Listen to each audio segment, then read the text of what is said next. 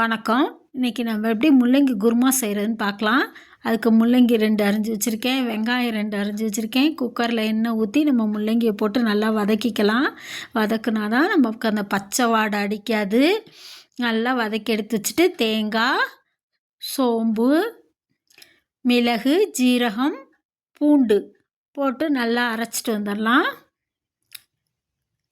இப்போ நம்ம வதக்கின முள்ளங்கி எடுத்து வச்சுட்டு அதே குக்கரில் பட்டை, கிராம்பு, கல்பாசி, சோம்பு போட்டு தாளிச்சுக்கலாம்.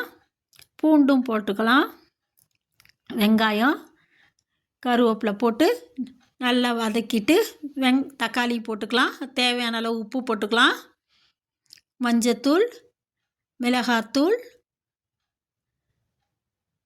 நல்லா வதங்கினதுக்கப்புறம் முள்ளங்கியும் போட்டு 2 பெரட்டி விட்டு நம்ம அரைச்சி வச்ச தேங்காய் விழுதை ஊற்றிக்கலாம்.